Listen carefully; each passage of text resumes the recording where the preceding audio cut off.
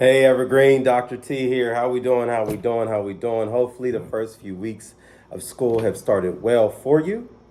I know this can be a daunting challenge for those in kindergarten and first grade because it's still relatively new, especially for the kindergartners. But we also have students that are new to the building, and nothing can stress you out like trying to make new friends.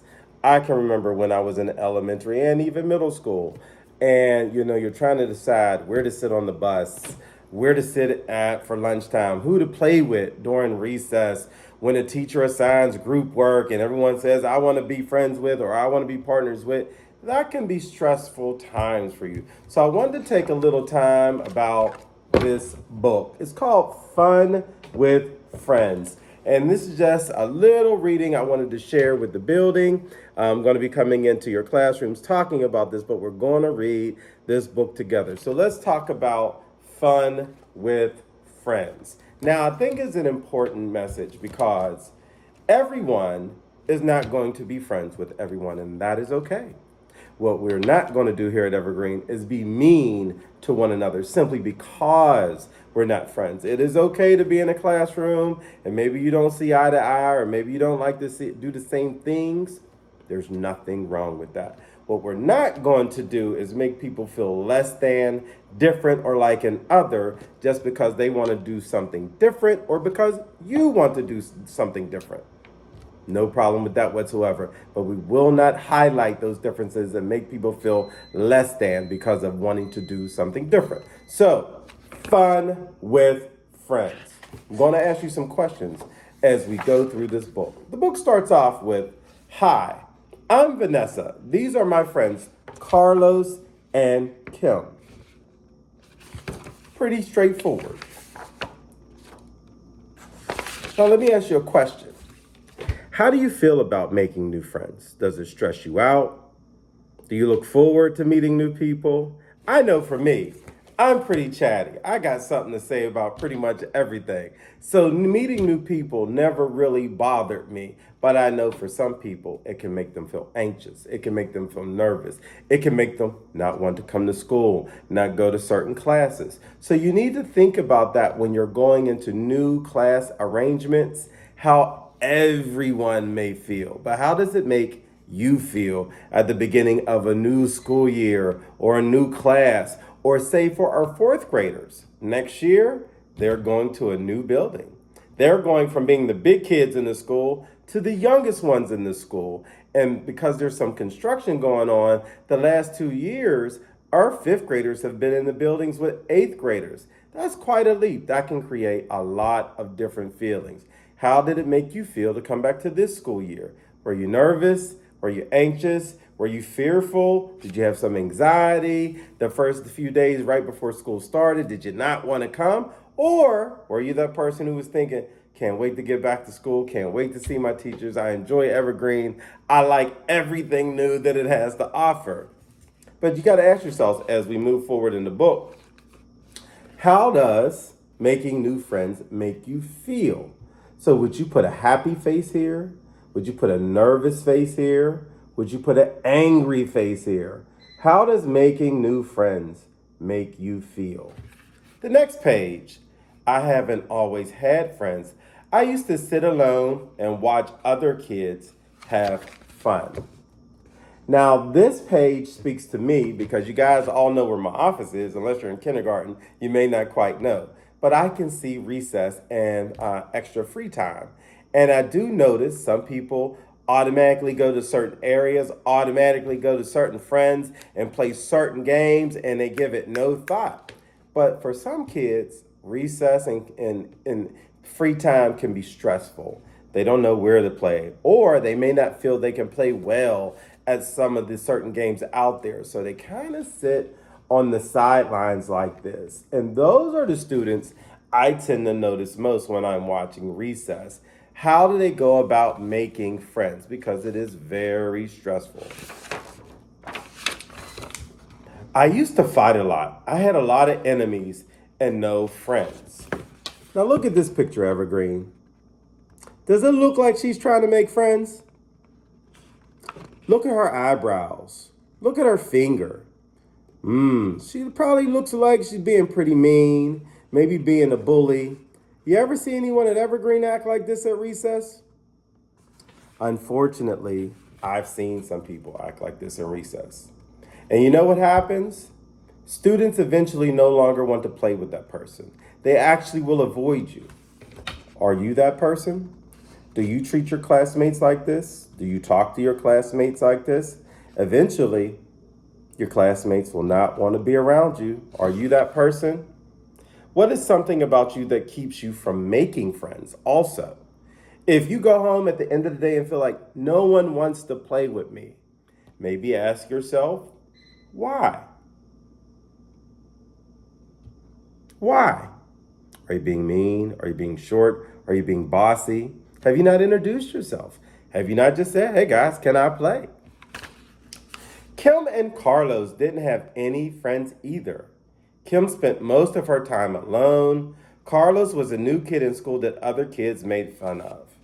Now, for those of you who have been here for a few years know, I do get pretty upset when I get those reports of bullying because we don't tolerate that here at Evergreen. So if you ever feel like you're being made fun of, please let one of the teachers know, Mr. Mateo or myself. I promise you we will address it that day if it's not before the end of the day. But notice they're making fun of him because how he's dressed. Do we do that here at Evergreen? If you see someone doing that, let us know immediately. I promise you we will address you. Why do kids often tease someone who is new or different? Why do kids do that? It's not cool. It's not funny. It doesn't make you a better person to do that. It actually hurts you, and it hurts your class, and it hurts your school. One day, I asked the school counselor how to make friends. He or she told me to say my name and ask other kids to play. Over the years, when I've talked to some students who seem to be struggling at recess with making new friends, I would ask them, well, did you ask to play? I cannot tell you how many times the answer was, nope.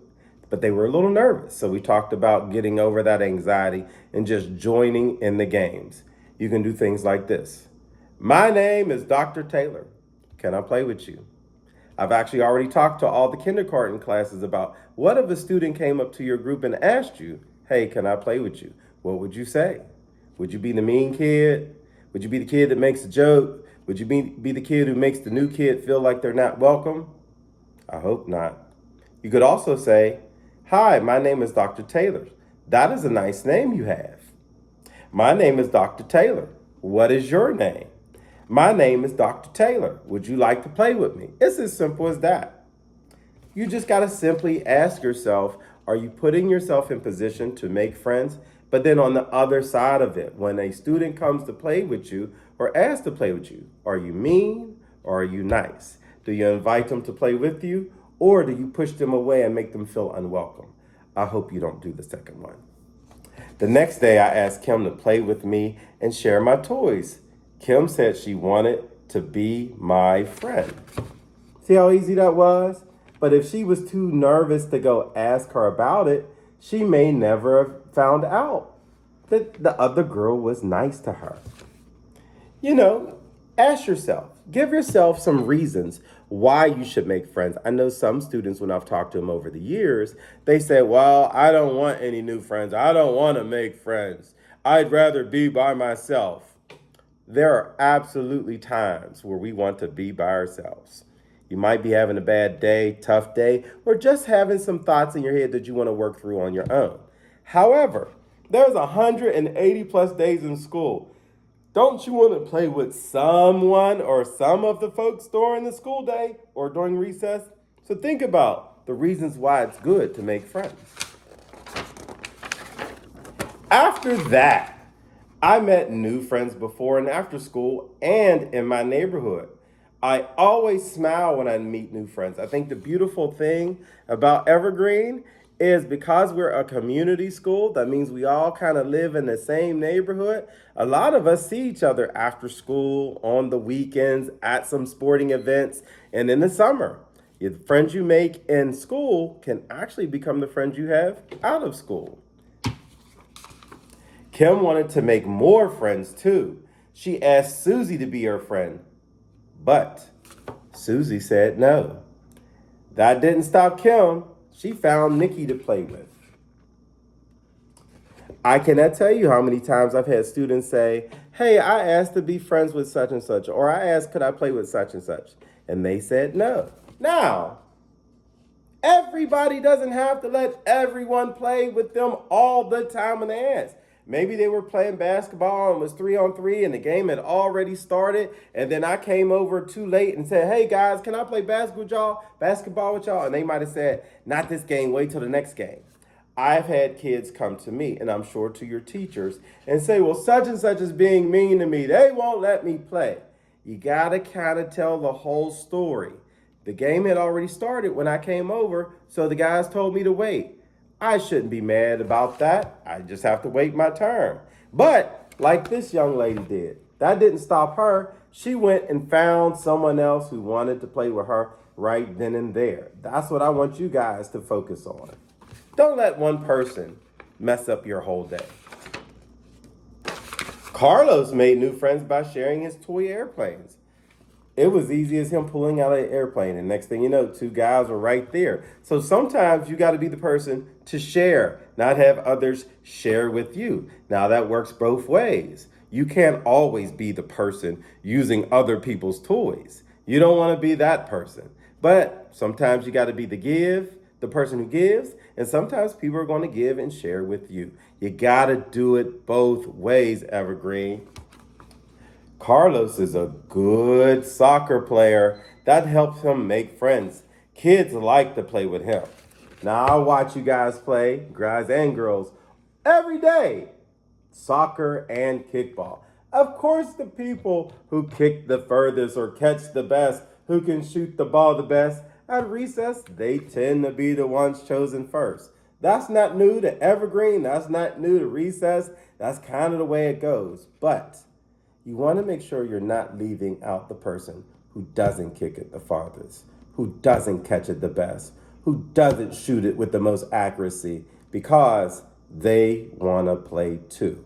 And you may find yourself where one day you were the best at something and then you're not with a certain group or another group of kids. So you want to remember how it feels to be on top and when you're not on top. So you want to let everyone play.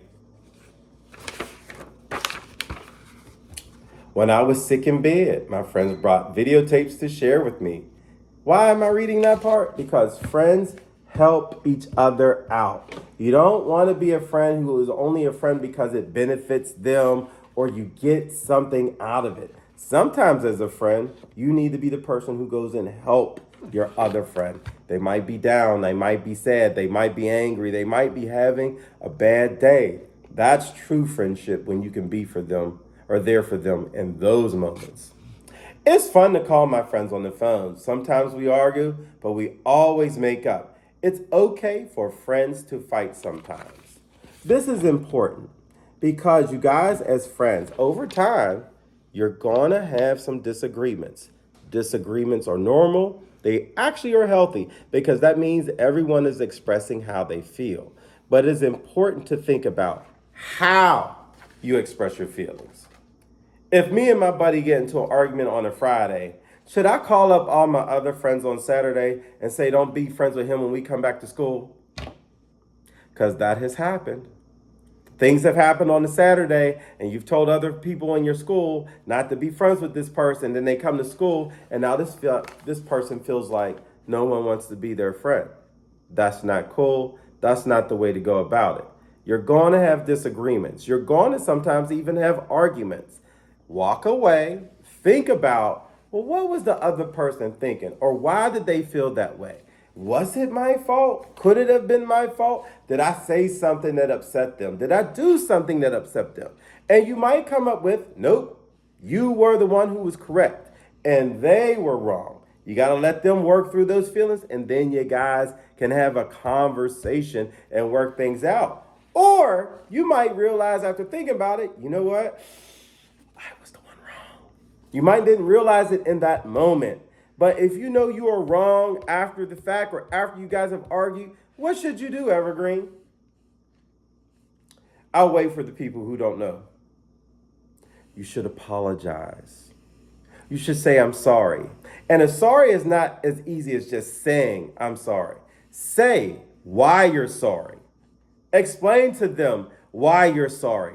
Tell them you are sorry, but explain what you did wrong and what you are actually apologizing for. Because if you say sorry to someone and don't really mean it or don't even know why you said it, then what good use is the apology? What did the apology mean? Make sure you apologize. Tell about a time you got mad at a friend. Think about this. How'd y'all make up? Somebody must have recognized that they made a mistake and apologized.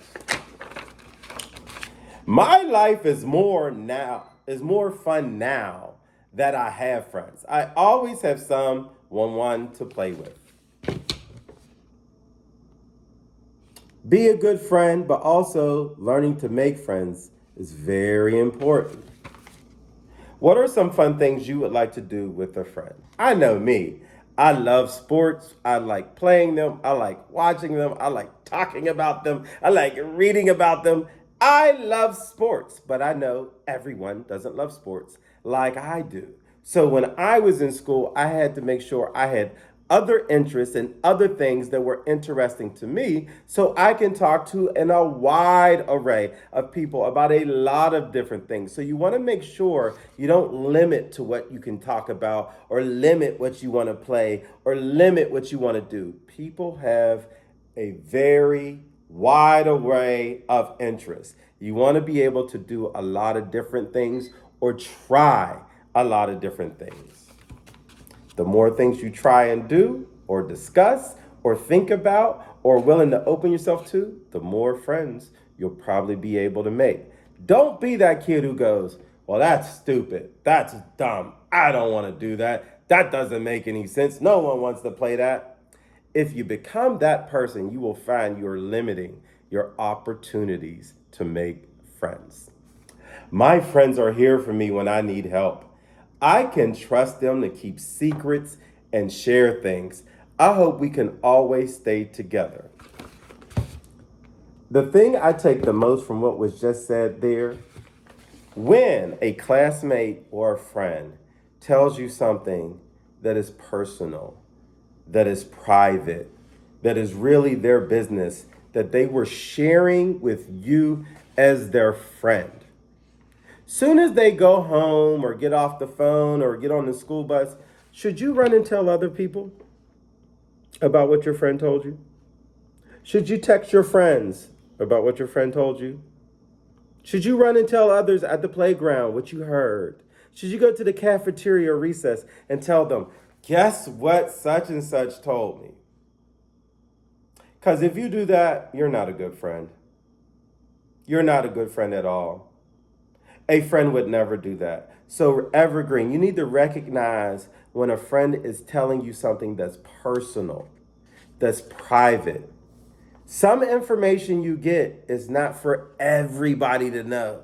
So when your friend says, hey, I want to talk to you about this, or hey, there's a secret I want to tell you that is concerning me, please don't violate my trust and go tell everyone else. And you may even have some people who come up to you, oh, what did he tell you? What did she say? Don't tell it. It's your ears that heard it. It's not theirs. Don't be the person who then goes and tells it to everyone else. That's a big one. So in conclusion, here's a list of things to do that helped Kim and Carlos make new friends. They might help you too.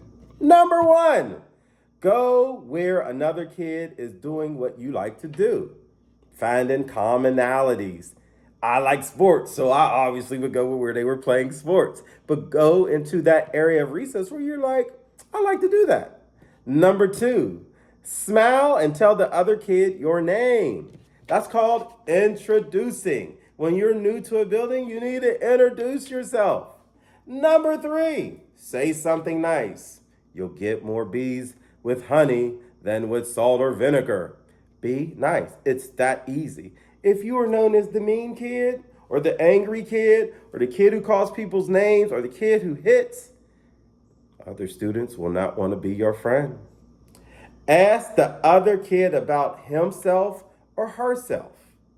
No one wants to be around someone who only wants to talk about themselves or only wants to play the games they want to play. Sometimes you may have to do what your friends wants to do. Then tomorrow they might do what you want to do. You got to share, you got to take turns.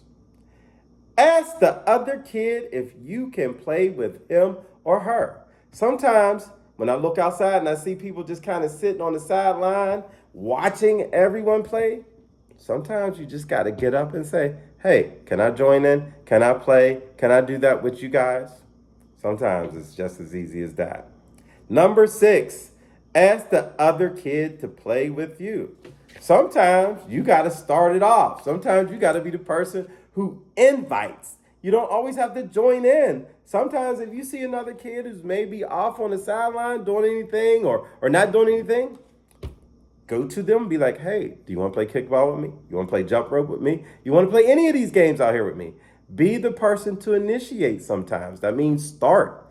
Go to. Ask them to be a part of what you want to do. Number 8, tell about yourself. That means say your name. Say what you like to do. Let them know who you are. That way they will find some interest in you. So, Evergreen, I charge you as we get into the month of September heavily. Ask yourself, are you a good friend? 2, do you know how to make friends? 3, how do you know to respond when someone is trying to be friends with you? These are the things we are going to be looking for as we look at that cafeteria and at recess. Those are the times, a lot of times, when non-instruction or instruction is not occurring. How are you guys enmeshing? How are you becoming friends? How are you treating one another? These are things we are going to be looking forward to. So, Evergreen, thank you for this time. I'll be talking to you guys about this in the hallways, in the cafeteria, and at recess. And until now, next time, stay well, stay friendly, Evergreen.